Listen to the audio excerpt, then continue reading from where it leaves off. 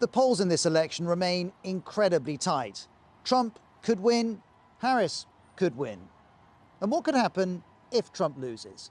We can expect legal challenges. There's concern about violence. And we know what happened last time. We were getting ready to win this election. Frankly, we did win this election. Trump would repeatedly and falsely claim the election had been stolen. His allies launched multiple legal challenges. Trump pressured his vice president not to certify the result. And on January the 6th, some of his supporters stormed the Capitol. None of this worked. The result was certified. But Trump has never accepted his defeat, which brings us to this election. If for some reason I lose, and I think if I lose, this country will go into a tailspin, the likes of which it's never seen before, the likes of 1929. But if I do, and it's free and fair, absolutely I will accept the results. But the last election was free and fair, and we know what followed. To avoid a repeat, lawmakers passed a new law to make it harder for Congress to challenge the results. That's here in Washington. Then there are the states themselves. As Politico reports, since 2020, Trump allies have won seats on county and state election boards across the swing states likely to decide the 2024 contest. And critics of Trump see disruption ahead. So you're seeing a growing movement of legal fights about whether local boards of election can refuse to certify election results because of conspiracy theories about voter fraud or undocumented immigrants voting. Senior Republicans, though, deny that Trump and his supporters want to undermine the electoral process. His great concern is election security, and it is mine as well. It is all of ours. We are really seriously concerned about this, and we got to do everything that we can to ensure it. Whatever the motives, legal clashes are already beginning. In Georgia, a crucial swing state, the election board, with a pro-Trump majority, ordered the hand counting of ballots, in theory, to ensure accuracy. But a judge blocked this, saying it adds uncertainty and disorder to the electoral process. But legal challenges are now a feature of US politics. And in this battle for the White House, both Republicans and Democrats are ready for court battles if they feel there's wrongdoing.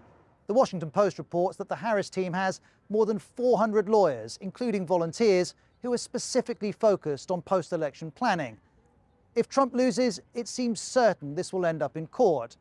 But what about the possibility of political violence? To assess that, it's helpful to consider the circumstances in which it can happen. It's countries that have presidential systems with winner-take-all elections. They're countries where the political parties are deeply divided and distrustful of each other. America ticks those two boxes. Division and distrust are woven into US politics. And there's more. It also happens in countries where the party that loses believes that the election was stolen. And it's particularly likely if the losing party has lost a second consecutive election. And if you think about those four factors, it perfectly describes the United States if Trump loses. That doesn't mean violence is inevitable, but it's possible. One survey found 68% of Americans are concerned that extremists will commit acts of violence after the election if they're unhappy with the election outcome. And as Election Day approaches, Trump continues to attack America's electoral system. We did great in 2016. A lot of people don't know. We did much better in 2020. We won. We did win. It was a rigged election. The 2020 election wasn't rigged. He didn't win. But one poll found that over 60% of Republicans think that the election was stolen. Trump lost the presidency, but he succeeded in normalizing the rejection of election results for some Americans. If he loses again, we shouldn't be surprised if he rejects defeat again, with all the risks that that entails. My name is Mia Baksh and I am a vlogger.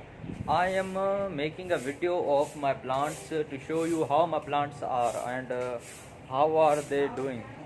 So let's go see this. I hope you see this. These are plants. They are very beautiful and very good.